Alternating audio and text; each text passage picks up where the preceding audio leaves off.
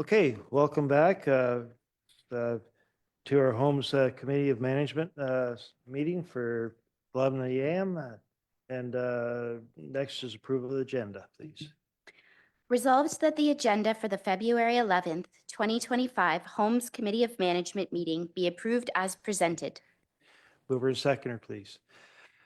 Hence and Latham, all in favor? Motion carries. Next is adoption of the minutes. Resolved that the minutes of the meeting held on November 12th, 2024 be adopted. Mover and seconder, please. Whitner and Ketchabah, all in favor? Motion carried. Next is disclosure of pecuniary interest, nature thereof. Not seeing any. Delegations, none. So next, 6.1, reports and briefings, Homes Committee of Management, Long-Term Care Directors update. Go ahead, Michelle. Welcome.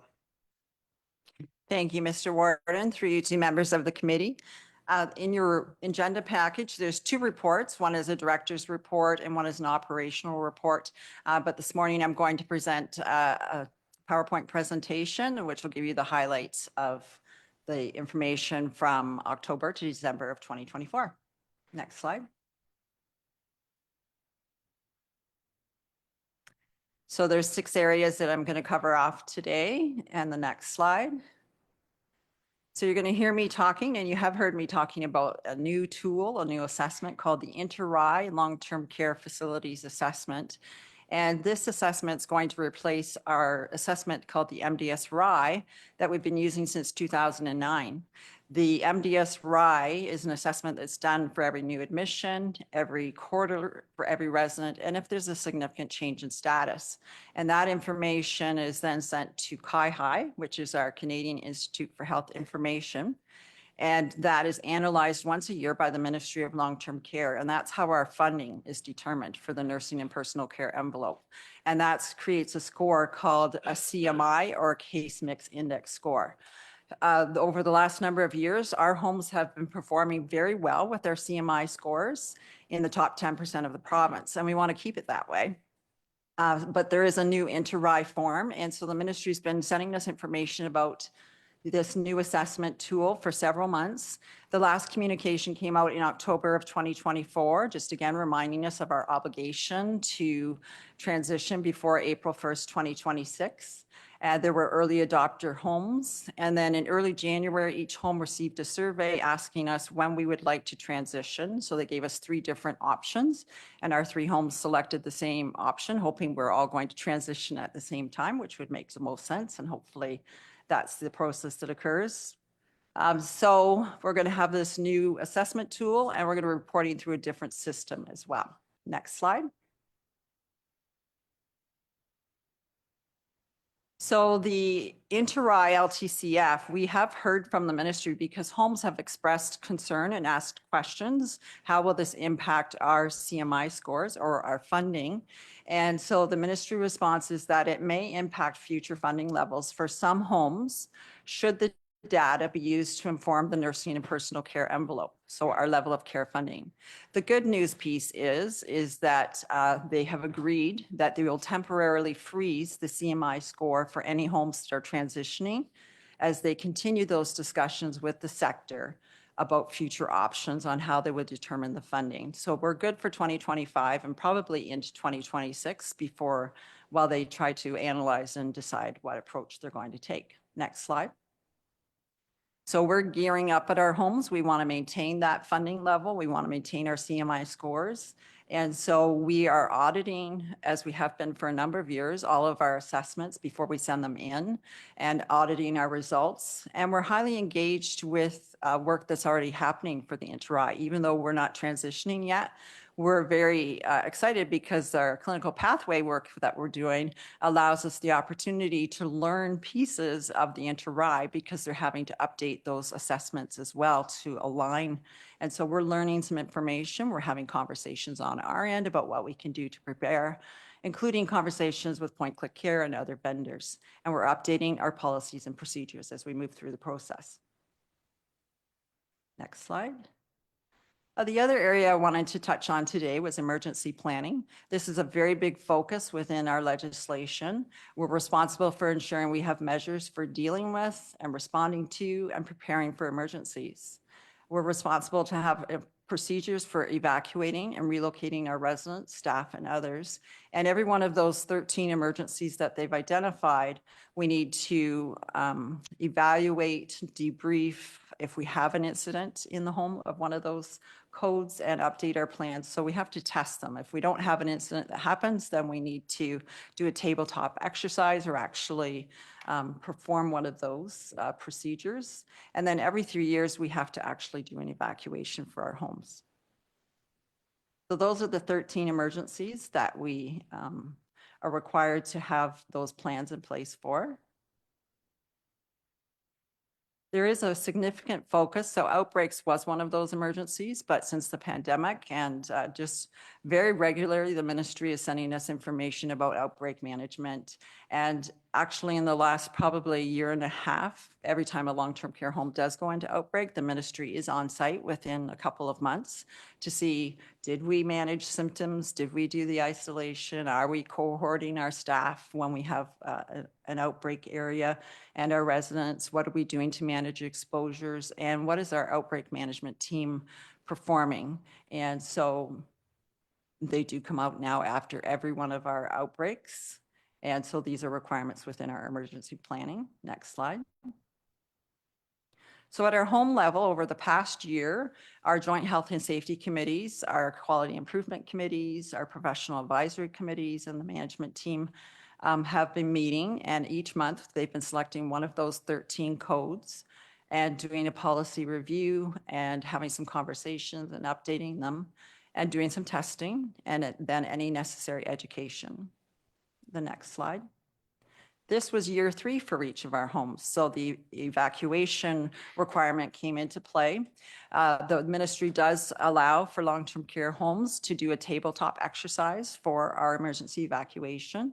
So we elected to go that route this year. I invited our community partners, the OPP, the fire department, our emergency planners, public health, human resources, libraries, and facilities to come out to each of the homes. Each home, the code green policy is our evacuation policy, and each home selected one of the other 12 codes.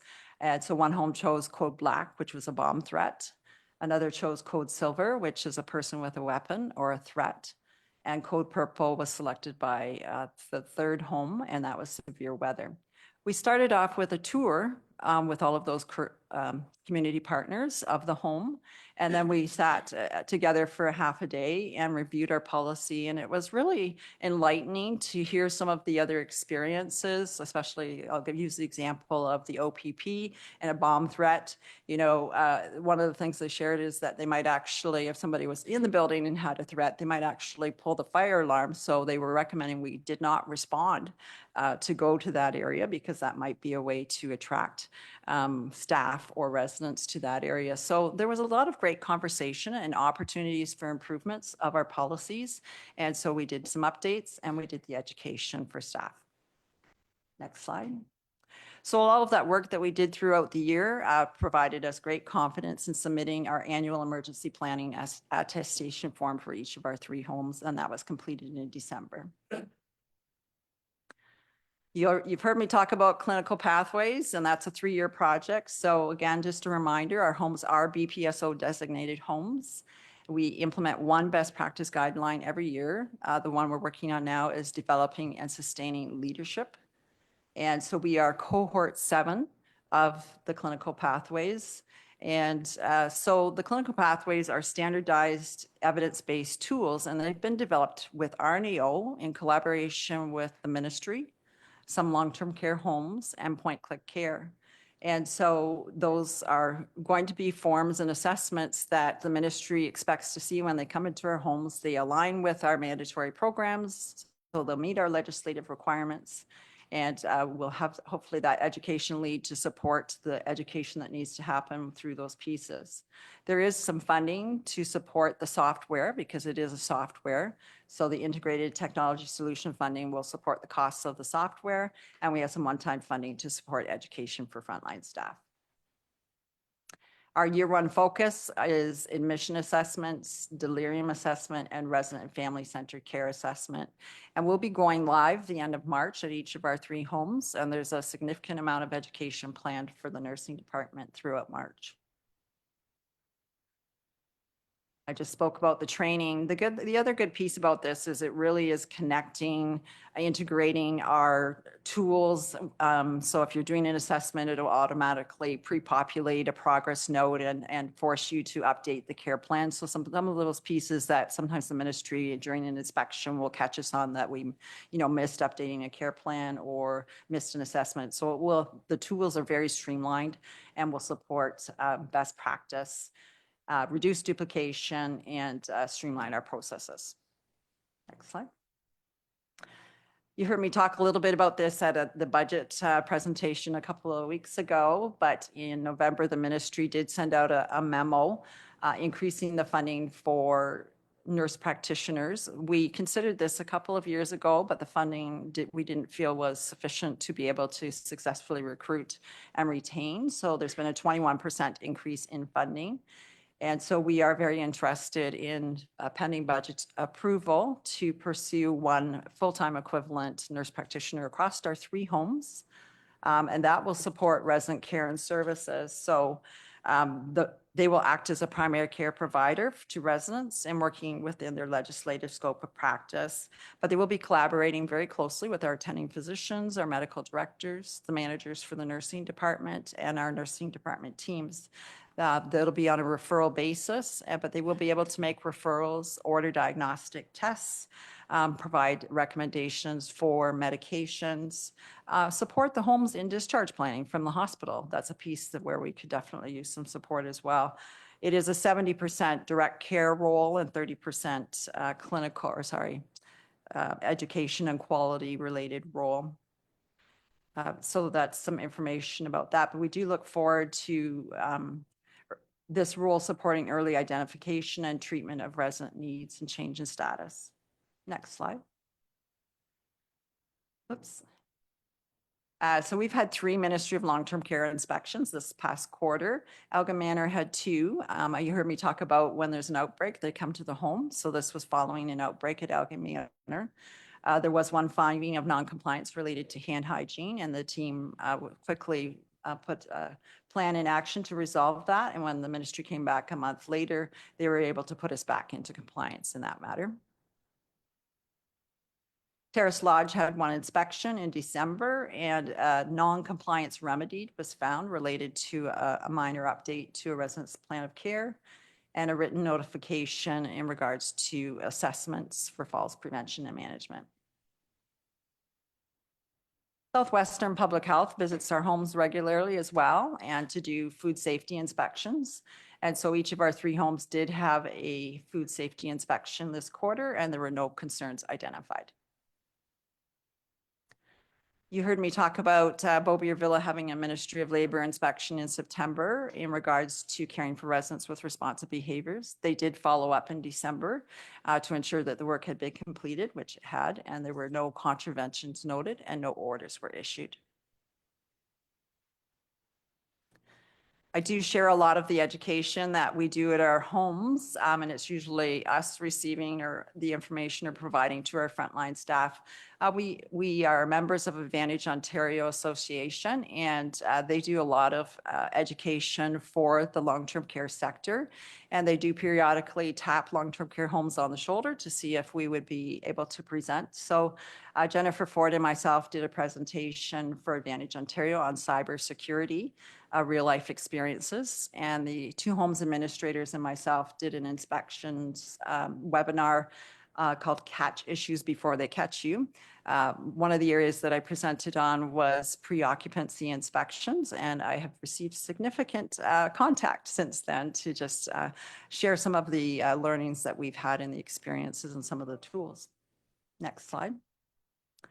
So I did want to share some highlights of the great programs and activities across our 3 homes. You can see here at Beaubien Villa, the residents have done a program to create some decorations for their tables for fall. And here they are on Halloween Day. getting their gear on, getting ready to distribute tricks and treats for the kids that are coming in the evening. Pet therapy is very popular across our homes, so some guinea pigs came in to make an appearance and a visit. And there was some ornament painting in preparation for Christmas celebrations at Beaubier.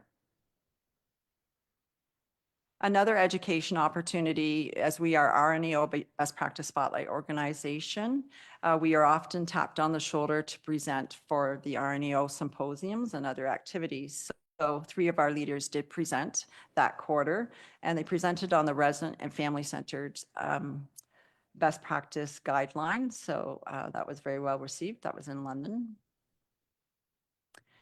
You might have heard about this one, but Elgin Manor did receive the Favorite Long-Term Care Home Award, the My FM Spirit Award. So that was a great acknowledgement for the team.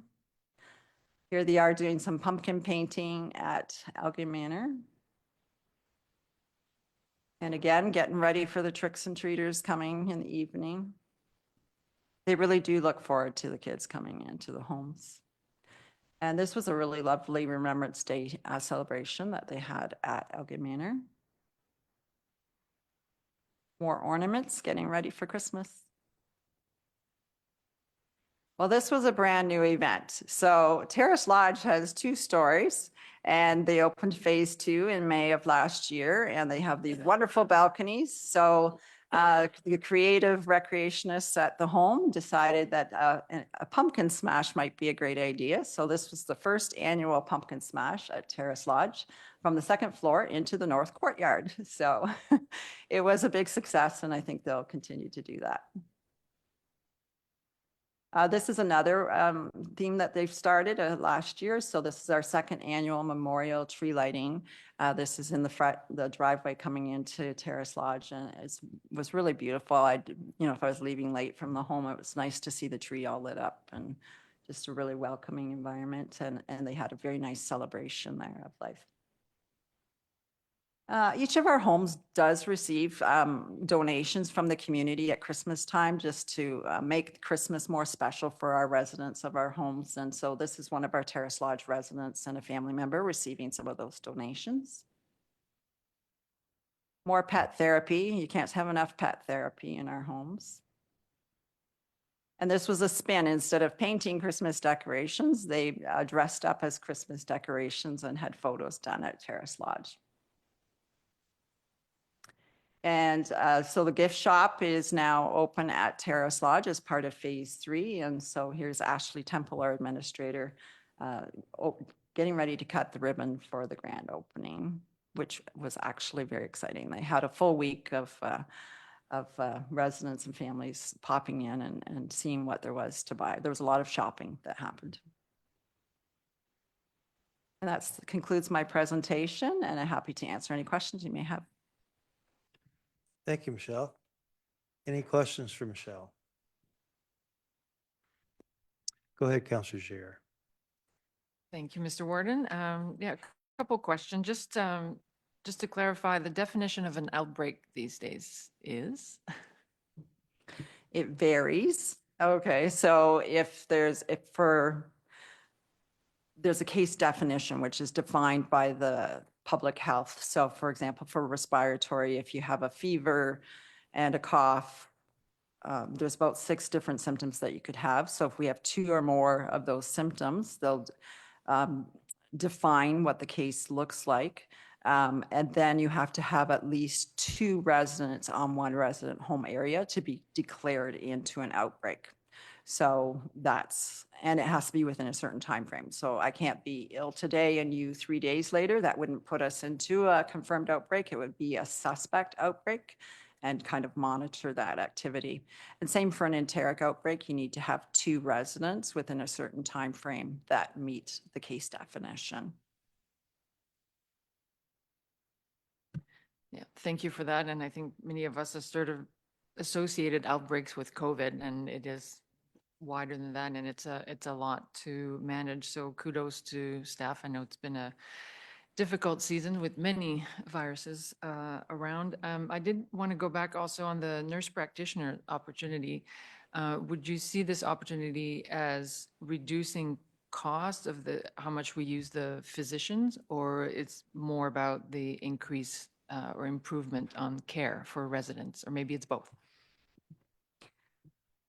Through you, Mr. Warden, to Councillor Jiguer. Great question. So I don't see it as a reduction of costs. The physician costs are covered through OHIP, except for the on-call and medical director fees.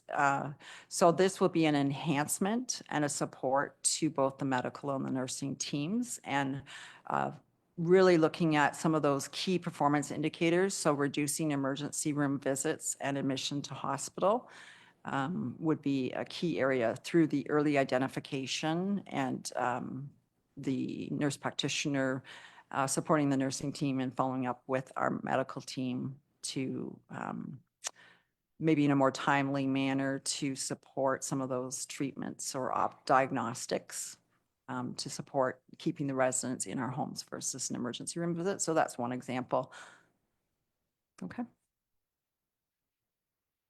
Thank you, Mr. Warden. Just one last thing. I do want to acknowledge and congratulate you on I think you've been, not you, but the team has been recognized for being a leader in the sector. And then the fact that you're doing workshops, again, in the sector, indirectly, we have to keep in mind how that works well for attracting staff to come and work in the homes, like to show that, we're well respected, sought after as leaders and using best practices. So I know it's extra work going to a symposium and setting up and providing webinars and all of that, but it really helps. So keep up the good work on that. Thanks. Thank you. And I'll share that with our team. Thank you. Any other questions? Councillor Whitner, and then Thank you, Mr. Warden, through to Michelle. That was a very good report. And those events that you run out there, that is amazing. Like the Christmas tree thing, you don't think a lot of it, but I bet a lot of the residents got a lot of miles out of that because you could sit there and look at that for hours on end. And pet therapy, I think, is a great thing too. So it sure must enhance the lives of the people living there. So thank you for what you're doing. Thank you for that comment. I'll pass that along. Deputy Warden, go ahead. Well, I'm going to ask this, Michelle, and similar to the first question asked you. You had on your list outbursts. Could you define that? And is that talking about resident outbursts? Or are we talking about including staff outbursts? What have we got?